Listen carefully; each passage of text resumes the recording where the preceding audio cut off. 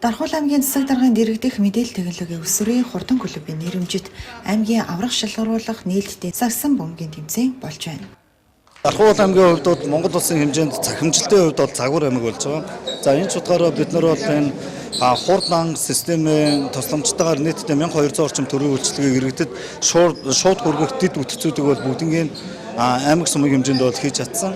За мөн одоо яг энэ хэрэглэгчдийг цаашдаа идэвхжүүлэх зорилгоор сурагчдын дунд бол аймгийн засаг даргын дэргэд бол хурдан клуб байгуулагдсан. За энд бол манай Дархуул хотын ерөнхий боловсролын бүхэл сургуулиудын хүүхэд багчууд маань энэ клубуд бол нэгдэж байгаа.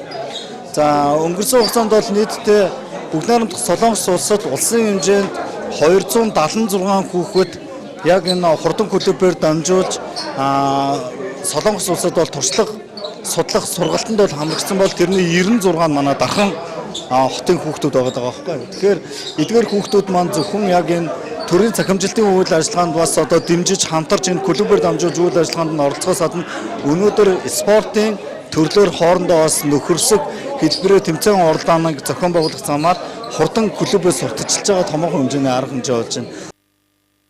Хурдан клубыг сурчлан таниулах зорилготой тус тэмцээнд аймгийн хэмжээнд үйл ажиллагаа явуулж байгаа ерөнхий боловсролын сургуулийн ахлах ангийн нийт 200 гаруй сурагчдаас бүрдсэн эрэгтэй 16, эмэгтэй 4 баг 2 өдрийн турш өрсөлдөж аврагуудаа тодорхойлох юм а. Ингээд хурдан клубын нэрмжид ингээд анх дахь тэмцээн зохион байгуулагдаж байгаад нь маш баяртай байна. Тэгээд цаашдаа ч гэсэн ингээд төвийн бүсүүдийг ингээд дундах тэмцээнийг бас Дархан хотод зохион байгуулна гэсэн тэрэнд нь бол маш баярлж байна. Нийт тэмцээнд оролцож байгаа ингээд баг тамирчдаа амжилт хүсье.